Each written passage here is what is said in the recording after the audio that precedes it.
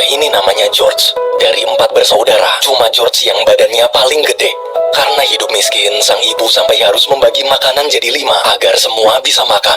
Meski kehidupan keluarga mereka miskin, tapi ibu selalu mengajarkan anak-anak agar jangan mengeluh dan selalu bersyukur. Sebelum makan, ketika yang lain fokus berdoa, ekspresi George justru terlihat bete. Baginya, dalam kehidupan miskin serba kekurangan ini, Tuhan itu cuma omong kosong. Di sekolah, George ini anak yang pintar, tapi gara-gara miskin, dia sering direndahkan teman-temannya, bahkan gurunya sendiri. Dia juga sering diledek dengan panggilan George si miskin. Hari itu, George yang muak diledek terus pun akhirnya menghajar temannya, lalu pergi meninggalkan sekolah. 7 tahun kemudian, terlihat George kini sudah berusia 18 tahun. Akibat putus sekolah dan tak punya ijazah, George terpaksa mencari uang dari mencuri. Malam itu, waktu sedang beraksi, George kaget ternyata korbannya adalah polisi. Beruntung dia berhasil kabur. Di jalan pulang, dia tak sengaja melihat iklan TV. Ada asrama program khusus pemerintah yang menampung anak-anak putus sekolah. Di asrama nanti, semua akan dilatih skill bekerja, dapat makan gratis, serta dapat gaji bulanan. Melihat kesempatan itu, George langsung memberitahu ibu. Ibu pun mengizinkan.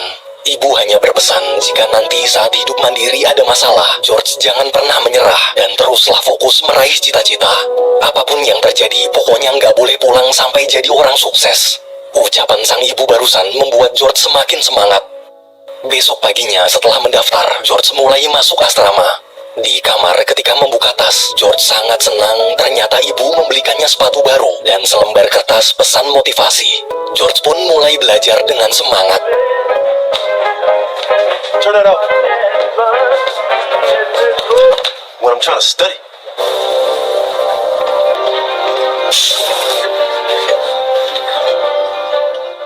Waktu istirahat, George kaget kenapa sepatu barunya hilang. Saat makan siang bareng temannya yang bernama Desmond, George tak sengaja melihat sepatu pemberian ibunya dipakai si pencuri.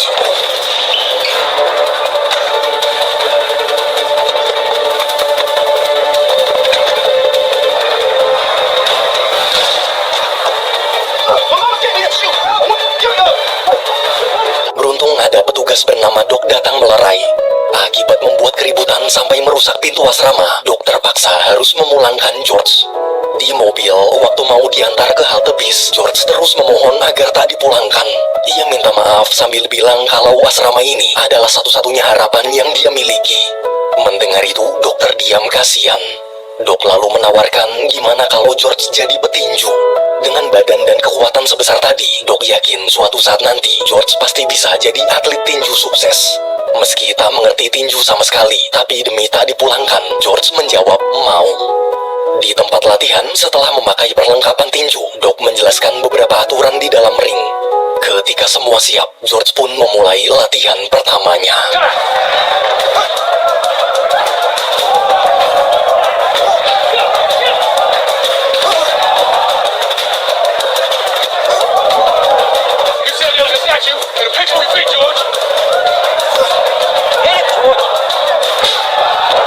George kalah telak. Karena kesal ditertawakan, George pergi.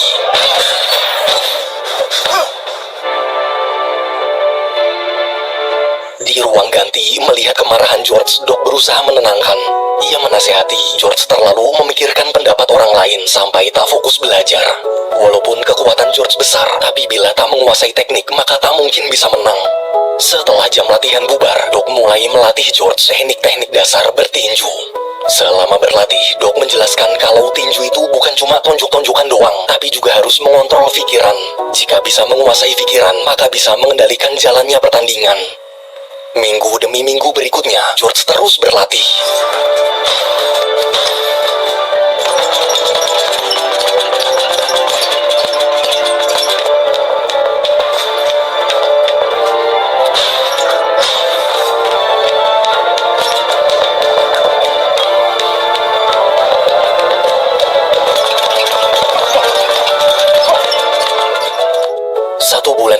Saat tanding ulang, gerakan George terlihat jauh lebih baik, 180 derajat.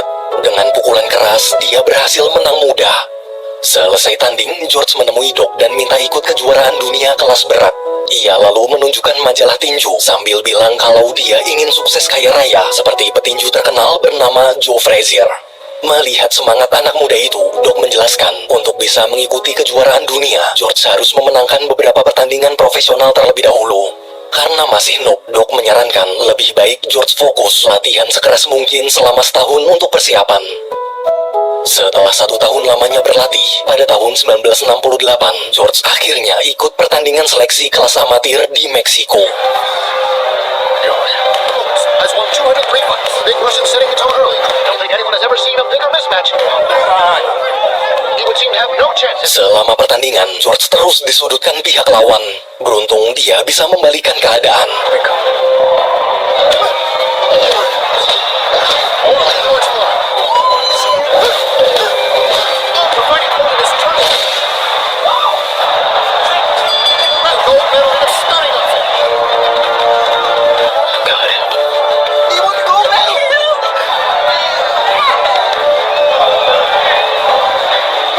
George menang dan berhasil lolos seleksi. Kini dia sudah bisa bertinju di level berikutnya, yaitu level profesional. Sepulang dari Meksiko, dengan gembira George menemui sang ibu. Melihat kesuksesan putranya, ibu sangat bangga. Beberapa hari kemudian, George disuruh Doc pergi ke kota Oakland. Di bandara, George papasan sama wanita cantik bernama Paula. Setelah kenalan dan tukeran nomor telepon, mereka berdua pun berpisah. Sesampainya di suatu tempat latihan di kota Oakland, Doc memperkenalkan George ke seorang mantan petinju profesional yang akan jadi pelatih barunya. Sebelum latihan, si mantan petinju mengingatkan, mulai sekarang George harus mempersiapkan mental karena pertarungan di level profesional tak semudah yang dibayangkan. 1 tahun berlalu, pada 1969, George memulai debutnya sebagai petinju profesional. Selain tinju, hubungannya dengan Paula juga semakin dekat.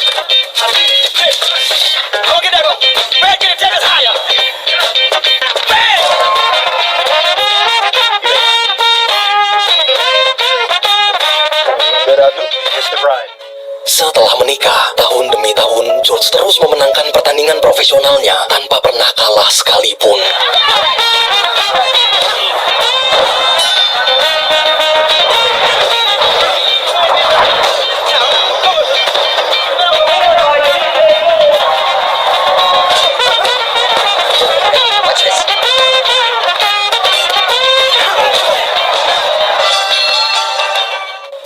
Lamanya bertinju di level profesional, kini George akhirnya layak bertanding di kejuaraan dunia kelas berat.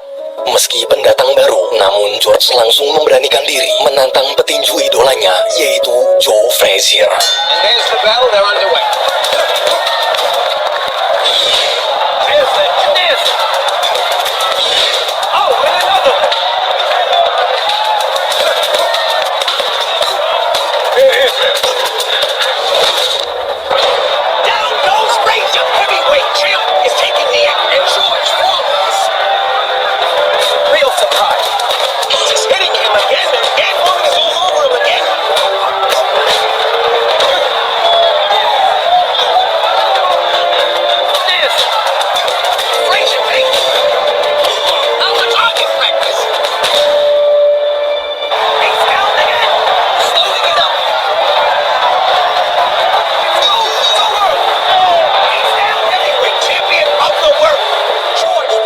Alhamdulillahnya, George menang.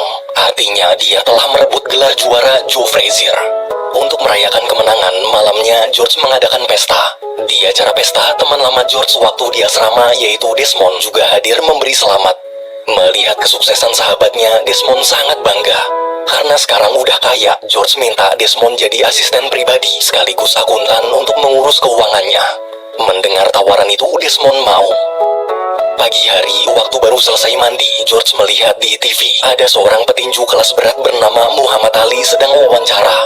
Ali di situ terus mengomentari teknik tinju George sambil menantangnya berduel. Mendengar provokasi Ali, George merasa tertantang. Siang hari di rumah, George mengundang ibu dan saudaranya untuk merayakan ulang tahun putri kecilnya. Selama acara, mereka semua tertawa bersama menikmati makanan. Mereka gembira, dulu untuk makan aja 1 roti harus dibagi ber5, tapi sekarang makanan sudah berlimpah. Namun di tengah kebahagiaan, Paula justru terlihat sedih. Semenjak sukses dan bergelimang harta, ia merasa akhir-akhir ini suaminya berubah. George terlihat sudah tak mencintai Paula lagi. Selesai acara, karena lelah dengan sikap George, suami istri itu pun ribut besar. Hingga akhirnya Paula minta cerai. 1 tahun kemudian, pada tahun 1974, George menerima tantangan Muhammad Ali. Malam hari ketika semua siap, big match pertandingan antara George melawan Muhammad Ali pun dimulai.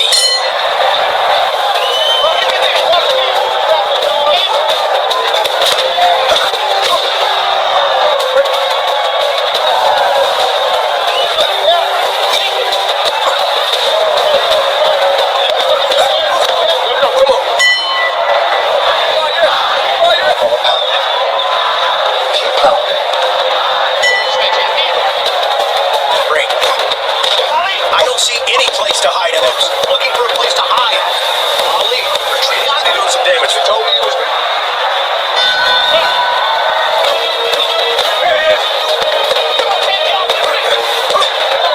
What's my name? Back to the ropes, George. Come and get me. Stay on him, George. Those are deadly from just getting pounded. Those.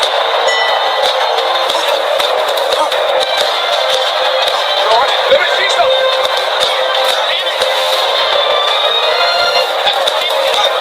There you go when you can hit hard.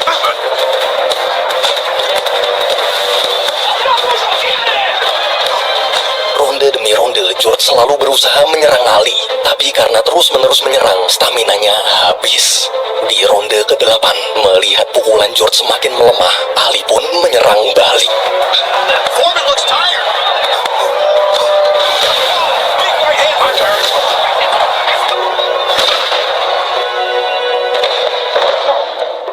Untuk pertama kalinya setelah 40 kali kemenangan berturut-turut, George akhirnya kalah. Artinya gelar juaranya kini telah direbut. Selesai pertandingan, dengan sangat kecewa, George pulang ke rumah. 6 bulan berlalu, suatu malam demi menaikkan kembali reputasinya, George menantang 5 orang petinju duel sekaligus. Ali di situ juga hadir menyaksikan. Namun meski George mengalahkan lawan-lawannya, para penonton justru bersorak memanggil-manggil nama Ali. Karena emosi, George menantang duel ulang, tapi Ali menolak. Di ruang ganti, melihat muridnya frustasi, Doc mencoba menemani. Tak lama kemudian, George dapat surat yang mengabarkan kalau sekarang adik perempuannya sedang melahirkan tapi kondisinya kritis. George pun bergegas ke rumah sakit. Di rumah sakit, setelah mendengar cerita ibu tentang kondisi adiknya, George syok. Satu-satunya harapan hanyalah keajaiban Tuhan. Di tengah kesedihan, George berlutut. Untuk pertama kali dalam hidupnya, George berdoa. Sambil menangis, dia memohon, Tuhan ambillah nyawaku, jangan adikku. Sepanjang malam, George terus berdoa tanpa henti. Hingga pagi harinya, ketika terbangun, sang ibu memberitahu kalau adik dan bayinya berhasil selamat. Mendengar kalimat itu, George seakan tak percaya. Ternyata Tuhan benar-benar ada. Tuhan benar-benar mengabulkan doanya. 3 tahun kemudian, suatu hari, terlihat George sedang bertanding dengan petinju kelas berat bernama Jimmy Young. Namun akibat trauma karena kalah melawan Ali dulu, kemampuan George seperti menurun.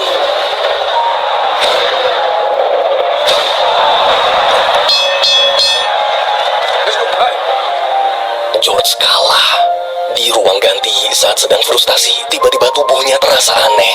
Di tengah kebingungan, George seperti mendengar ada suara misterius terus memanggil-manggil namanya.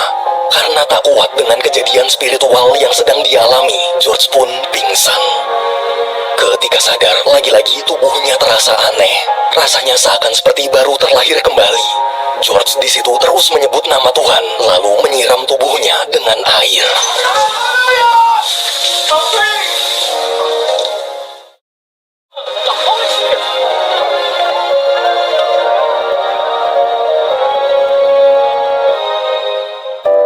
Semenjak kejadian itu, George jadi rajin beribadah. Hingga suatu hari setelah menetapkan hati, tiba-tiba George memberitahu Doc kalau dia ingin pensiun dari dunia tinju.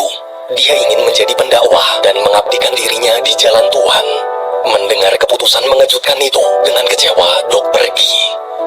Beberapa hari kemudian, terlihat George sedang berdakwah di pinggir jalan. Selesai dakwah, dia bertemu dan berkenalan dengan seorang wanita cantik bernama Mary. Mereka berdua lalu mengobrol, saling mengenal satu sama lain. 7 tahun berlalu, pada tahun 1985, kini George sudah jadi pendeta di gereja kecilnya. Ia dan Mary juga sudah menikah serta punya 2 anak. Suatu pagi di rumah, ketika sedang menonton TV, ada berita tentang 2 bocah ketangkep polisi gara-gara mencuri. Melihat berita itu, George teringat kenangan masa kecilnya dulu. Ia pun berencana membuka tempat olahraga untuk mendidik anak-anak jalanan miskin. Minggu depannya, setelah mensurvei lokasi gedung bersama Desmond, George langsung membelinya.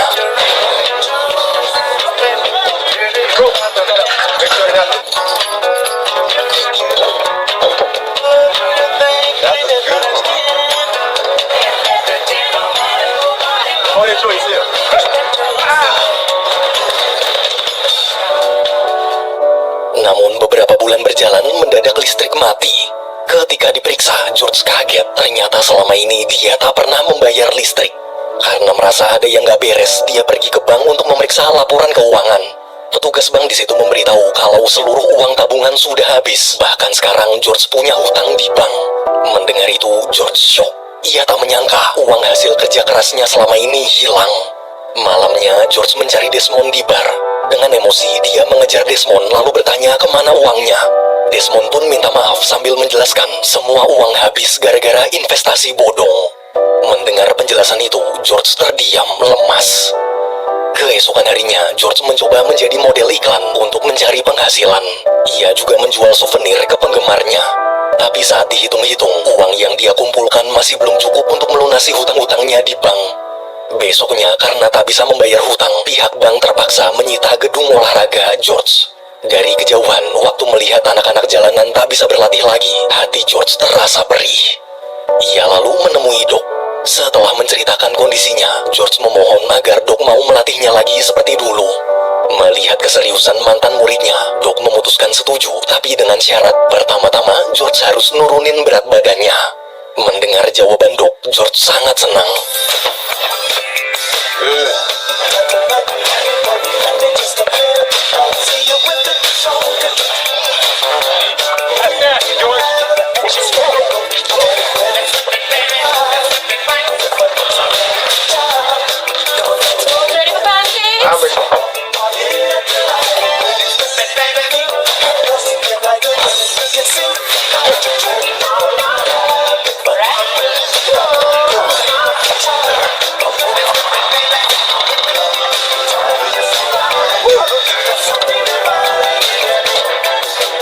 Beberapa bulan kemudian, George mulai latih tanding.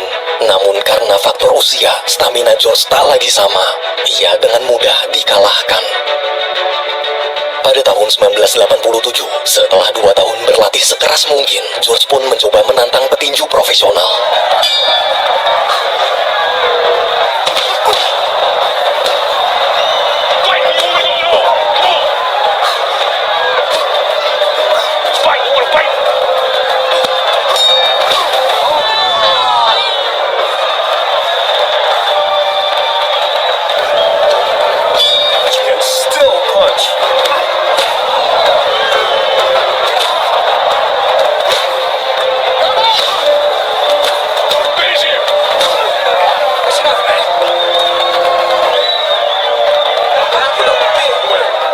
George menang. Berita tentang kemenangan dan kemunculan kembali George juga viral. Pertandingan demi pertandingan pun terus dia lalui. Hingga akhirnya George berhasil kembali memasuki kejuaraan dunia kelas berat lagi. Hari itu, George menantang petinju pemegang gelar juara dunia bernama Michael Moorer.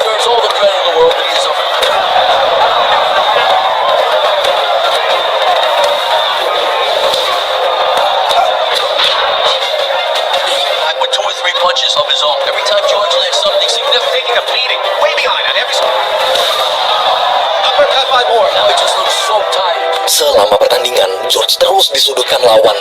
Di ronde 9 ketika jeda, karena khawatir, Doc mencoba menghentikan pertandingan, tapi George menolak. Dengan tenang, George memberi isyarat kalau dia pasti akan menang. Setelah bel berbunyi, pertandingan pun kembali dilanjutkan.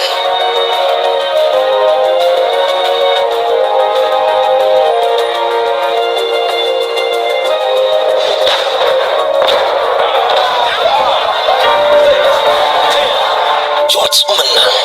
Semua penonton kaget seakan seperti tak percaya kalau George si petinju tua mampu memenangkan pertandingan. Di atas ring yang penuh hingar-bingar kemeriahan itu, George tak senang berlebihan. Dia memilih berlutut dan bersyukur pada Tuhan. Ia juga memeluk dan berterima kasih pada Doc, pelatih yang tak pernah lelah membimbingnya. Berkat kemenangan ini, George pun diberi penghargaan sebagai petinju tertua sepanjang sejarah yang berhasil menjadi juara dunia. I came straight to the dirt, my sleeves pulled up, my head held high. No shirt, no shoes, but I'm feeling hard and I made sure that my tongue was tied. Try to shut up and just put up with all the lies they told.